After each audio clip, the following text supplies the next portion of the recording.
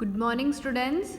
So let us continue our next session. So in the previous session we have studied regarding coefficient of variation. That is, how is coefficient of variation is used to compare two given frequency distribution, right? So today also we will learn some more problem based upon coefficient of variation, so as to understand how do we use the formula as well as where do we use the formula.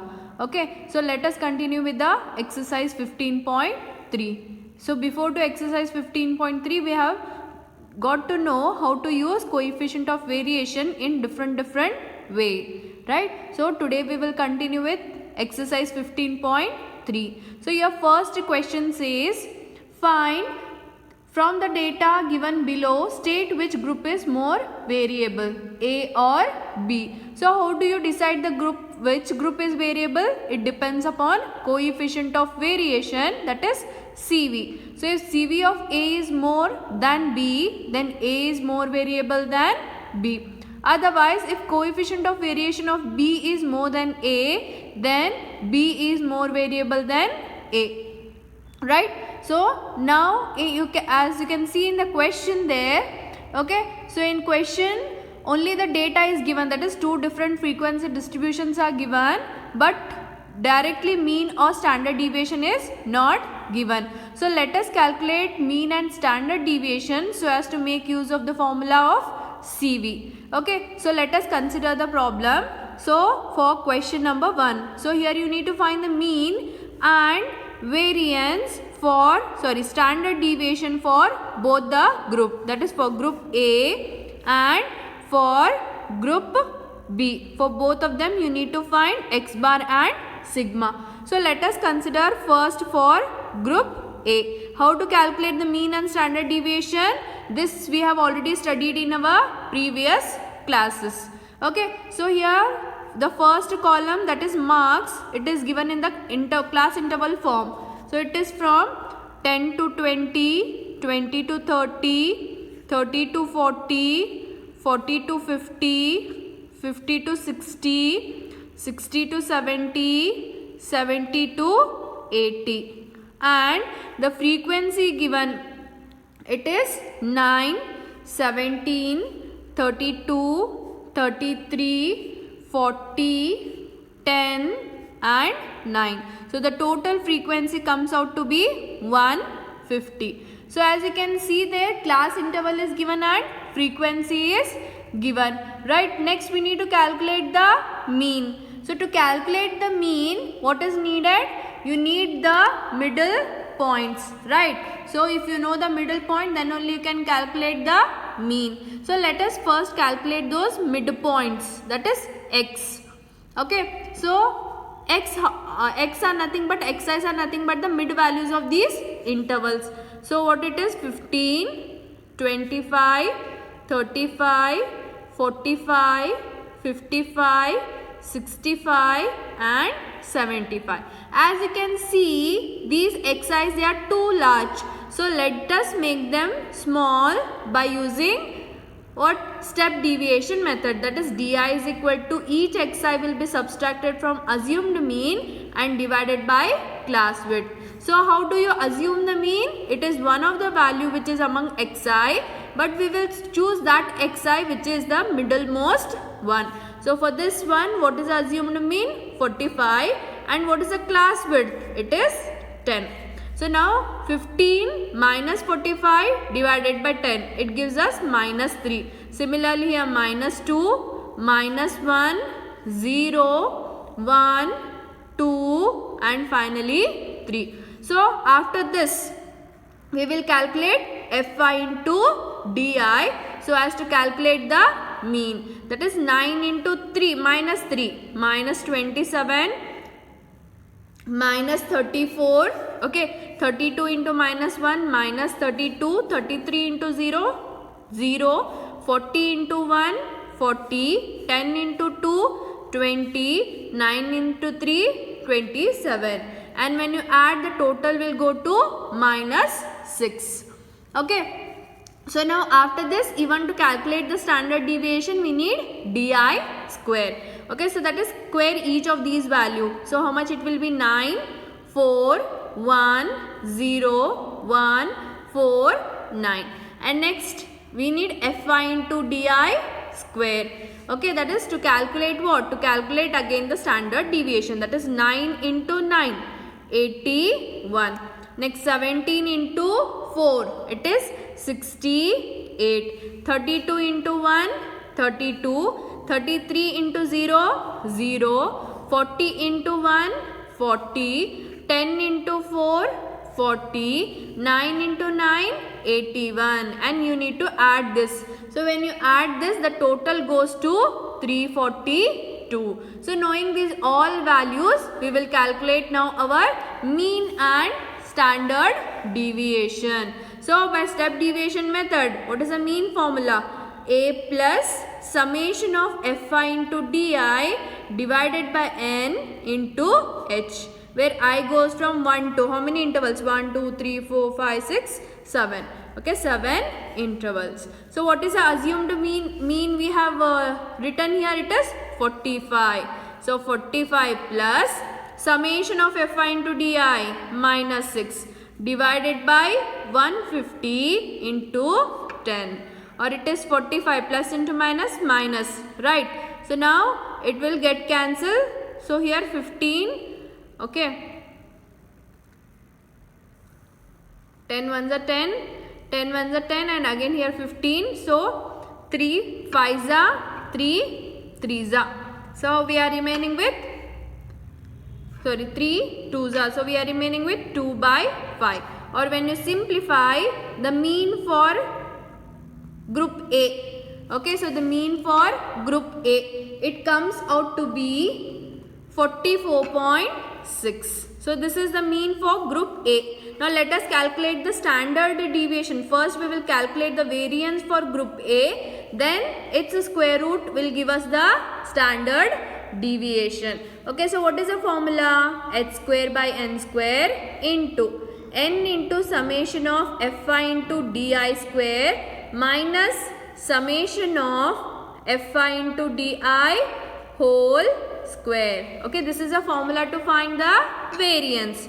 Okay, h is 10 square divided by 150 square into 150 into summation of Fy into Di square is 342 minus summation of Fy into Di minus 6 whole square, or it is 100 divided by 22,500 into, okay, this when you simplify 150 into 342 minus 36. Okay, so when you simplify, you'll get the answer as 51,264. So finally, the variance for group A, it comes out to be 227.84. But we want the standard deviation for group A. So it is square root of 227.84, or it is equal to 15.09. Now we know what? We know even the standard deviation and mean. So in the same way, we will calculate even the mean and standard deviation for group B. That is, here also class intervals are given and frequencies are given. Similar to for group A, we will calculate xi's. Those xi's, as they are large, we will reduce them to di's, Fy into Di, Di square and Fy into Di square. Okay, same way we will calculate the mean here. Okay, and then we will calculate the variance first and then the standard deviation. So as you can see, the mean for group A is also 44.6 and the mean for group B is also 44.6. So as the means are same, variation depends directly on standard deviation. So as you can see, standard deviation of B is greater than standard deviation of A. That is, sigma B is greater than sigma A. Therefore, what can you conclude? B is more variable than A. Okay, so this is a case wherein means are same. So if the means are same, the coefficient of variation is directly proportional to standard deviation. Whichever group has more standard deviation, that will be more variable. Okay, so in the same way, let us consider our next question. Okay, so in the next question, what is the question given?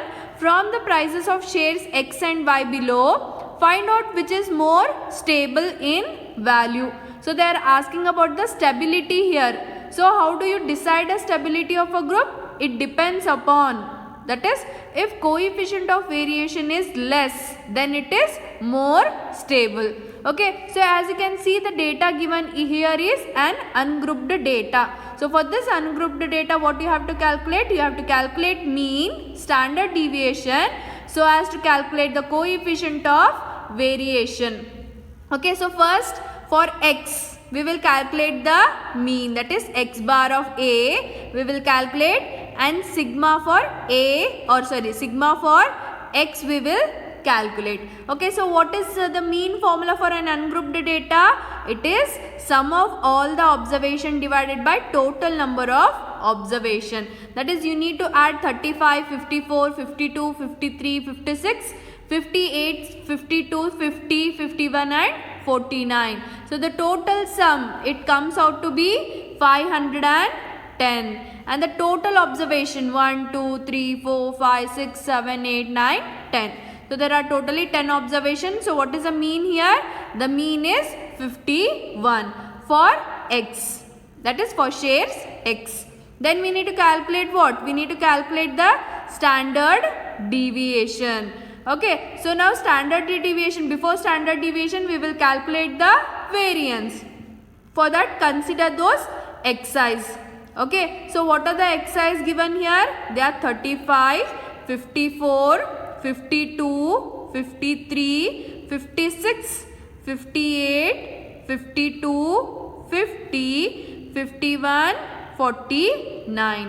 Okay, and what is the formula to calculate the variance? It is nothing but summation of X modulus of Xi minus X bar whole square divided by n, or it is the variance formula. It is nothing but sigma a square or sigma x square is equal to summation of all Xi minus X bar whole square divided by the total number of terms or the total number of data. Okay, so now each Xi has to be subtracted from X bar, so as to calculate Xi minus X bar. So 35 minus 51, so it turns out to be minus 16. 54 minus 51, 3. Okay, 52 minus 51, 1. It is 2. Next 5, 7. Okay, and again it is 1, minus 1. Okay, 0, and finally minus 2.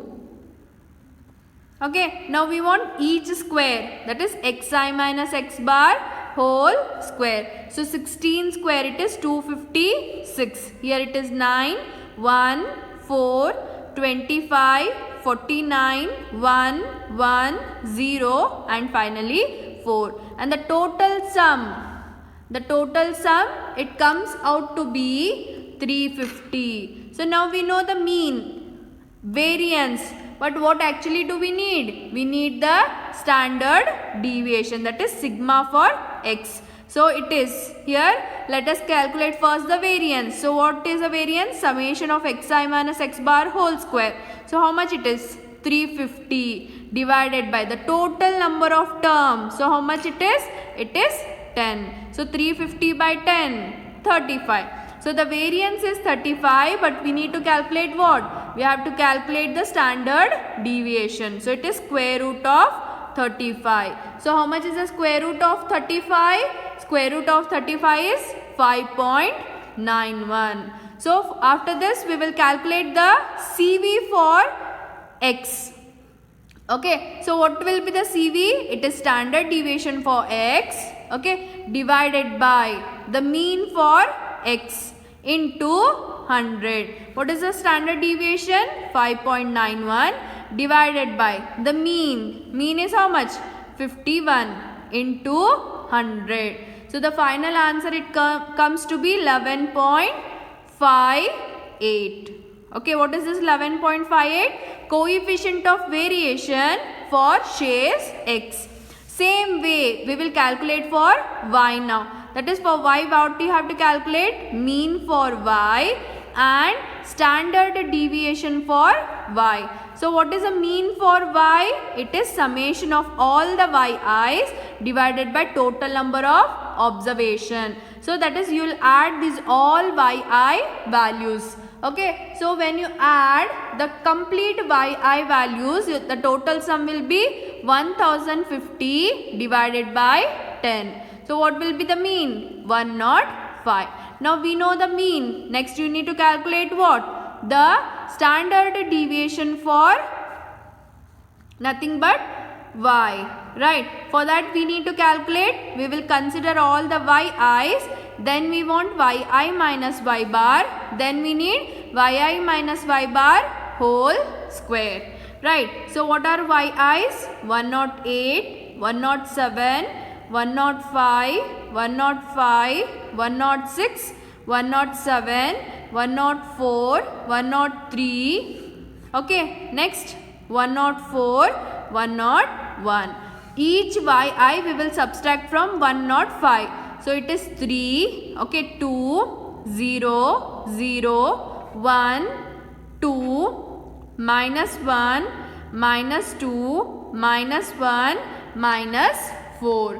Okay, and then what we will do? We will square them. So 9, 4, 0, 0, okay, 1, 4, 1, 4, 1, 16. So the total sum is 40. So what is the variance for Y? It is summation of Yi minus Y bar whole square divided by total observation. That is 40 by 10, or it is nothing but it is 4. Okay, that is standard deviation for Y is, the variance for Y is 4. Whereas the standard deviation for Y is nothing but square root of 4, that is 2. Now we know the standard deviation and the mean. So let us calculate what? Let us calculate the CV for Y. Okay, so what is the CV for Y here? CV for Y is sigma of Y divided by mean of Y into 100, or which is equal to sigma of Y is how much? It is 2 divided by mean 105 into 100. So what will be the total final answer? 11.58. Okay, so now here also it is 11.58 and even here also it is 11.58. Yes, so the coefficient of variation for X, how much was it? It was 11.58. So as the coefficient of variation for Y, that in that case also it is 11.58. So as the coefficient of prices of shares of X is greater than the coefficient of prices for,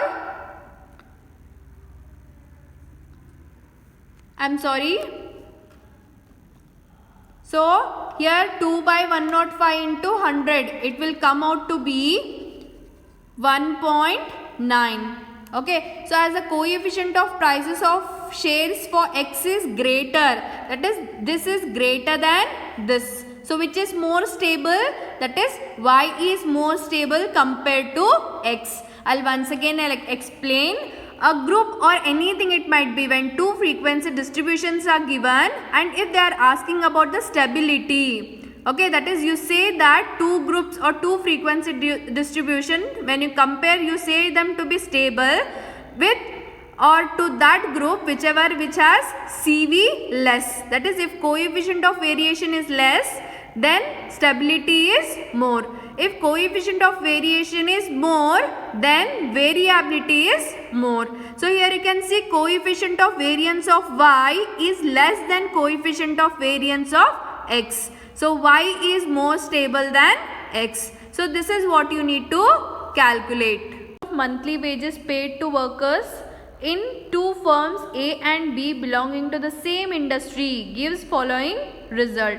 So we have been given here with the table wherein number of wage earns, okay, number of wage earners, then means of monthly wages, and then variance for two firms, that is firm A and firm B is given. So number of wage earners are here 586 in firm A and 648 in firm B, and means of monthly wages, it is rupees 5253 for firm A and again same 5253 for firm B. Okay, and variance for firm A is 100 and for firm B is 121. Here two questions, sub question you need to answer. Which firm pays larger amount as monthly wages? And the second one is A or B shows greater variability. Answering this is bit different compared to till now whatever we have solved. Okay, so what they are asking in the first question, which firm pays larger amount as monthly wages? Okay, so they are asking the total amount paid by the firm. So this is very simple, or this can be calculated using the mean formula. So what is the basic mean formula? Basic mean formula is mean is equal to total divided by total observations. Right. So this is a formula.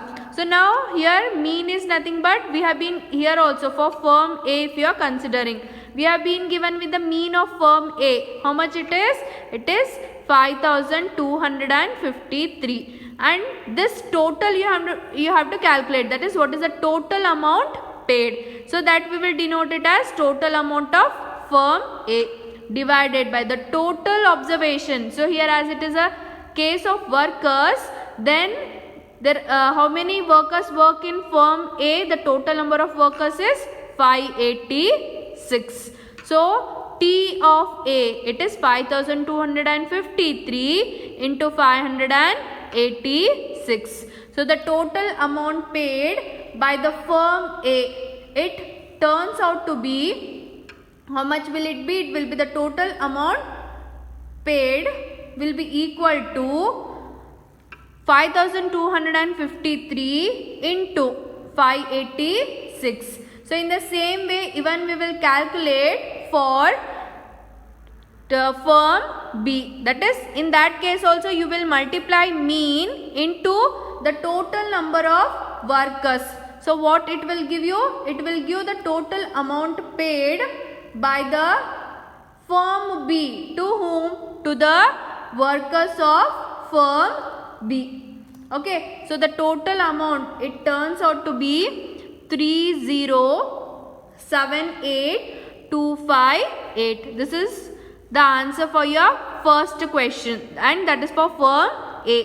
Now even you need to find it for firm B. So what it will be? It is again 5253 into the total amount paid by the firm B divided by total number of workers. So it is 5253 into, okay, so it will be nothing but 5253 into 648. Okay, 648, which gives the answer as 3403944. So this is the total amount paid by firm B, and this is the total amount paid by firm A. Okay, now this is the answer for your first question. Next, for your second question, that is, what is your second question?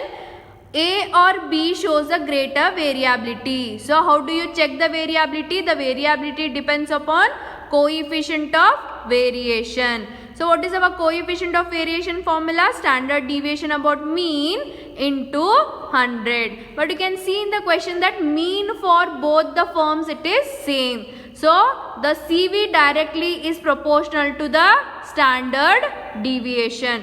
But even in the given question, the variance for A and the variance for B has been given. So how much it is? 100 and 121. So what will be the standard deviation? Here it is 10 and here it is 11. So this is the standard deviation for A, standard deviation for B. So as already we know that coefficient of variation is more for that standard deviation which is more. That is, you can see that the standard deviation of B is greater than standard deviation of A. So obviously the coefficient of variation of B will be more than coefficient of variation of A. Okay, so from this what can you conclude? If variability is more, what does it mean? That is more variable. So B shows greater variable than A.